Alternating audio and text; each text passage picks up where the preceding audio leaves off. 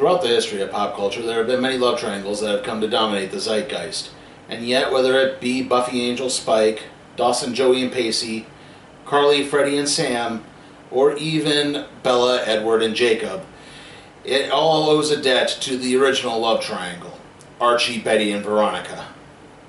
Yes, the eternally adolescent Mr. Andrews has long been stuck in the never-ending romantic maelstrom for almost 80 years now. Who does he choose? Betty Cooper, the quintessential girl next door who has combined overall caring and holiness with a love of sports and auto repair? Or Veronica Lodge, the alluring heiress who leads the exciting life of wealth and luxury while openly flirting with the common folk?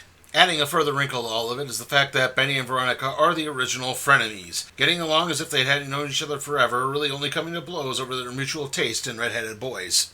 Heck, the Archie, Betty, Veronica love dynamic has so dominated the Riverdale mythos that when they finally decided to move the characters ahead into adulthood in the comics, they had to do so in parallel timelines. One where Archie married Veronica, and one where Archie married Betty. Coincidentally, both these timelines concluded with Archie getting shot, just thankfully not from the rejected third of the love triangle. However, before any of that happened, writers Bill Gallagher and Dan Parent brought things to a head in 1994 with a storyline that saw Betty and Veronica end their long-term friendship to both pursue Archie and make him decide once and for all. And no, there wouldn't be anything to kink all this up. No Valerie from Josie and the Pussycats, no Sabrina the Teenage Witch, no Katie Keene, not even beloved former Cleveland Browns place kicker Don Cockroft is going to halt Archie from choosing either Betty or Veronica. Well, there might be one additional person added to this mix, and no, sadly, it's not former beloved Cleveland Browns place kicker Don Cockroft. Who is it? Well, let's find out in Archie, Love Showdown. Betty and Jughead look on as the Twitter-pated Archie aimlessly wanders by. The two think he's got Veronica on the brain again, though this time the young socialite is in total denial. Could it possibly be that some other woman has gotten to Mr. Andrews? That appears to be the case as Archie pulls out a letter stating that she really likes him. Betty and Veronica try to wrangle the letter away from Archie, only for it to caught in a breeze and blown into a burning trash barrel at the beach. The two go back to Archie and demand to know the letter's writer, but he's got chores to do. Really, it turns out this was just a ruse all along that even Jughead was in on. Archie knows that the author's identity would upset Betty and Veronica even further. Still, it should make for a good laugh when he tells them the next day.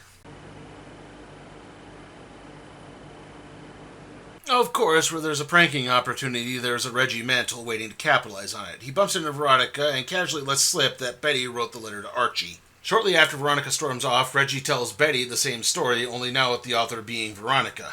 The two girls confront each other as Archie approaches, ready to reveal the letter writer's name. It doesn't really matter anymore, though. Betty and Veronica are Dunyan rings. From now on, it's gloves off. One of them will finally win the heart of Archie Andrews, whether he likes it or not. Betty goes home and begins destroying any items from her friendship with Veronica, even treasured photographs from when the two were youngsters. Just ignore the fact that Veronica didn't move to Riverdale until she was like 12-ish, and at that point, Betty had already been friends with Jughead and Archie for a while, so... From there, Betty returns every outfit she brought from Veronica, who immediately donates everything to Goodwill. However, Betty's father, Hal, has managed to score tickets to the Lodge Foundation fundraiser dance the next week. Figuring out that Veronica hasn't asked Archie yet, Betty phones and they set up a date. Unfortunately, this all falls apart the next day as Betty is helping Archie repair his infamous jalopy. Veronica has actually already asked Archie to the dance, and it turns out that she may have accidentally on purpose printed tickets with the wrong date on it and given them to Hal. Thankfully, Jughead manages to cheer Betty up and point out that she still technically has tickets to the dance, and, well, there's still other ways she can just upstage Veronica. To that end, Betty manages to find the one dress she failed to return to Veronica and shortens it further. She then convinces Mr. Lodge to allow her into the party, where she starts cutting up a rug, turning more than Archie's head in the process. The next thing anyone knows, Betty and Veronica are competing in a dance-off. However, Betty is too agile, and Veronica not only tears her skirt, but also winds up cartwheeling into a nearby punch bowl. Point Cooper, I guess. After somehow being out Veronica, Veronica seeks to out Betty. She tries burning some muffins from Archie, but all that succeeds in doing is chipping Archie's tooth. It's then that Reggie comes along and points out that Veronica can never be Betty, but that doesn't mean she can't be the best Veronica that she could be. To that end, he proposes a partnership. Now, Reggie Mantle occupies a very unique space in the Archie-Betty-Veronica love triangle, in that he has expressed some romantic interest in Veronica and is openly antagonistic towards Betty. However, in reality, Reggie's heart actually belongs to a woman named Midge Klump, which might come as a bit of a shock to Midge and her boyfriend, Riverdale High's top jock, Moose Mason. Reggie proceeds to give Veronica the Eliza Doolittle experience, until she realizes that she already speaks goodly English, though really this was just all to get Veronica into a properly perturbed state. Still, to best Betty on the dance floor, she's gonna need to steal some tips from Don Swayze and Juniper Gray. Now fully prepared, Veronica marches down to Pop's diner to give a story about a cat having kittens while trapped in a tree. It's enough to get Betty to leave Archie without a dance partner for the evening. Nobody puts Ronnie in a corner. Betty manages to finally piece together the ruse and heads back to Pop's too late, as all the dirty dancing has sent Archie into exhaustion. This proves to be the breaking point, as now it's a duel involving new hairstyles, dry clean only outfits, and super soakers. Yep, this definitely took place in 1994, didn't it? Reggie officiates the duel and begins counting off the paces. Upon the count of 5, Betty and Veronica wheel around to open fire, completely dousing Archie, who had somehow wandered in the middle of this, along with his special guest, Cheryl Blossom. Now you know why I didn't mention Cheryl Blossom in that barrage of former Archie love interests earlier. Cheryl comes from a very wealthy family and attends the very snooty Pembroke Academy. She likes to flirt with the townies, her term for the middle class, and definitely takes a focus on Archie just for the sheer point of rankling Betty and Veronica. And her family recently had moved away from Riverdale and has now apparently returned.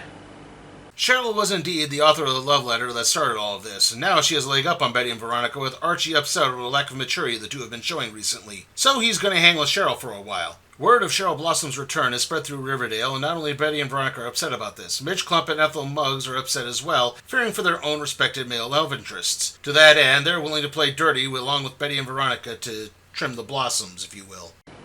Okay, so I already discussed Midge Klump earlier. Again, she's Reggie's primary love interest, though she's actually dating Moose Mason. As for Ethel Muggs, well, she's focused primarily on Jughead Jones, even though that character has often been, well, uninterested in any form of romantic conquest. She has been able to win attention, though rarely affection, from him thanks to her top-notch cooking skills. Betty points out that Cheryl has been openly courting Archie ever since first encountering him via Betty, who was giving her a Welcome to Riverdale tour. Veronica then happened across the two and began throwing a fit, and that's when Jason Blossom arrived. Jason Blossom is Cheryl's twin brother, so yes, he's rich, young, red-headed, and good-looking. However, his personality is very dry, and he just kind of comes across as an eternally boring wannabe Lothario. Now, it was Archie's time to throw a fit, but Cheryl was willing to comfort him for a while. That was until Betty convinced Jughead to use a magic pin on his beanie that made him irresistible to all women for a brief moment. That seemed to break up the whole situation. Returning to the present of 1994, the girls implement a plan as Ethel goes undercover at Pembroke Academy, where she attempts to befriend Cheryl. It works long enough for Cheryl to admit that she's really only into Archie to pry him away from Betty and Veronica, so Ethel tries downplaying the notion of Cheryl as dating below her social status. However, it's really not that effective, as Cheryl has long been aware of who Ethel was the whole time, and, well, now she just intends to transfer to Riverdale High. Now that Cheryl is attending Riverdale High, it appears that Betty and Veronica are really out of the Archie sweepstakes. However, a new ally arrives in the form of Jughead, who's worried about all the aloofness Cheryl keeps bringing out in Archie. It's then that Betty hits on a plan. Remembering an earlier incident when Archie took Cheryl to task over a constant belittlement of Betty, she decides to just try to befriend Cheryl, who can't possibly handle the concept of people just being nice to each other for the sake of being nice to each other. To that end, the girls set up a ski weekend at the Lodge's Lodge. As the day arrives, Veronica tries catching Archie's attention by flirting with Reggie, and it doesn't really work. That leaves Betty and Jughead, and that's just not going to work because this is 1994 and the cast of Riverdale is still in diapers. Thankfully, Jughead has hit on a backup plan by stepping aside so that Jason Blossom can be Betty's ski partner. Yeah, this actually works here because Veronica is known for manipulating Archie by flirting with other boys and trying to get under his skin. Betty, however, is a good girl and doesn't normally play these types of games. So yeah, I think we all know what happens when Archie sees Betty involved with other boys. Seeing Archie's growing rage causes the reluctant Betty to turn up the flirt factor even further, so much so that Archie decides to POA from the others while skiing and heads back to the lodge, angering a male deer along the way, and he overhears Betty and Jason doing some home cooking, in the sense that they were making donuts. After Archie gets stuck in the lodge's window, Betty and Jason toss him down the hill, where Cheryl catches him and dumps him on the spot. Archie pays little mind, though, and just winds up confronting Jason again, and this culminates in Archie decking Jason and inadvertently sending him back into Betty, who almost falls into a small ravine. Thoroughly disgusted, Betty takes Jason back to the lodge to nurse his black eye, with Veronica soon joining them. We then jump ahead to the year 2065, where Man is still alive, and Riverdale is hosting a reunion. Archie arrives to see Jughead has married Ethel, Reggie and Cheryl are together, Veronica is now Queen of England, and Betty and Jason have somehow not aged a day. Obviously, this all turns out to be a dream, but it has allowed Archie to have finally made a decision. Archie rushes to school and finds Betty, who explains that Jason took tender loving care a little too far and wound up with another shiner in the process. Archie prepares to confess his feelings, only to suddenly be interrupted by Savannah Smythe, a new student from Mississippi who he was supposed to give a tour of the school to. The two begin hitting things off immediately. Our story isn't quite done yet, as we now jump to the year 2004, and in those intervening years, Cheryl's father got a job in Great Britain and the family moved away.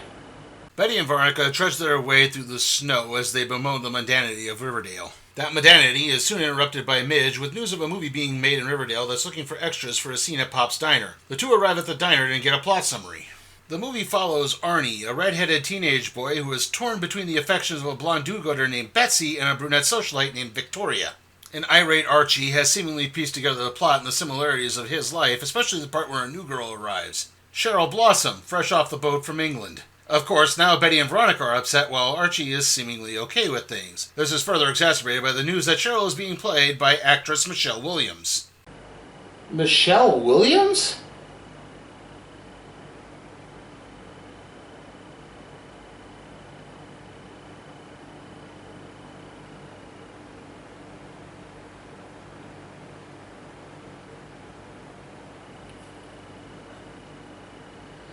Archie snaps back when he spots the goofball actor playing him and joins Betty and Veronica in plotting to take down the production. The three set about ruining takes with their background shenanigans, which just pays off in blooper footage for the DVD and presenting the actors with motivation for their characters.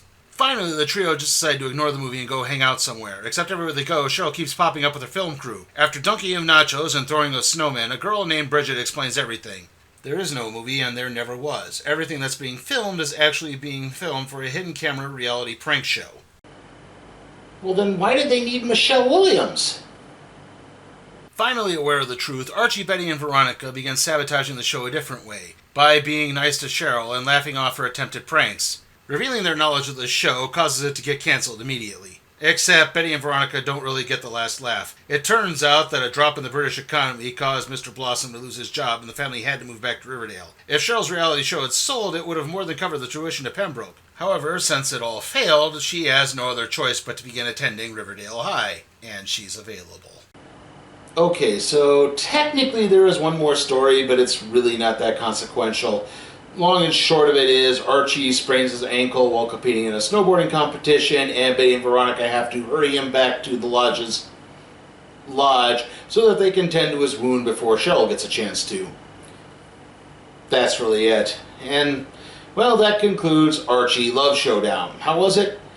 Well, I do think on the plus side, there's some really great artwork as usual with Archie comics and all of this. All the characters are very expressive, very funny.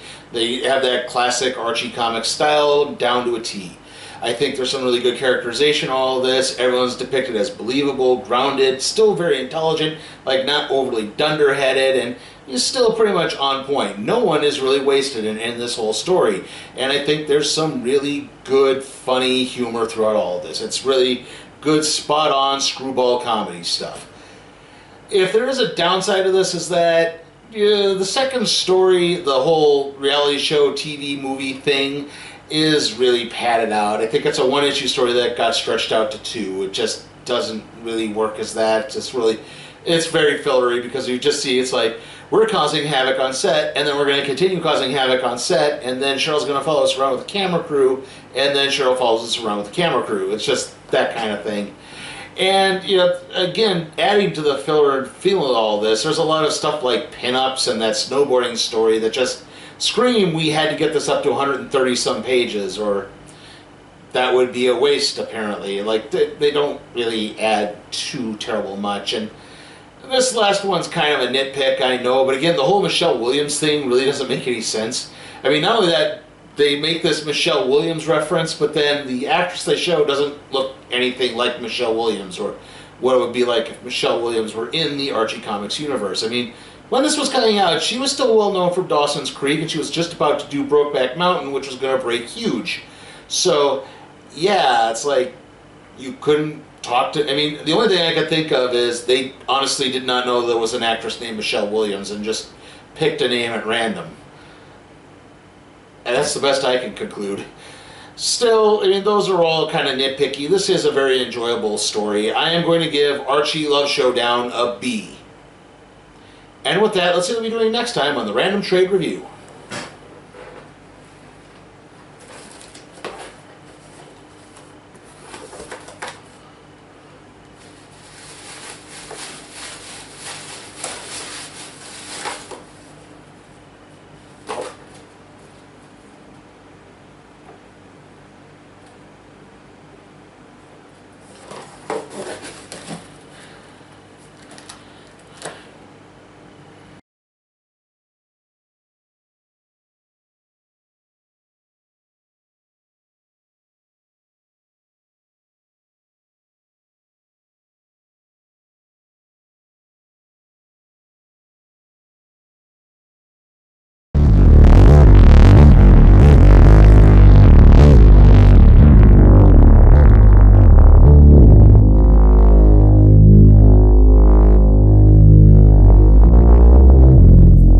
Remember, you can help support my channel at patreon.com/sleepytimeforcatproductions. There, you can request a trade to be put in the randomizer, aka the cardboard box.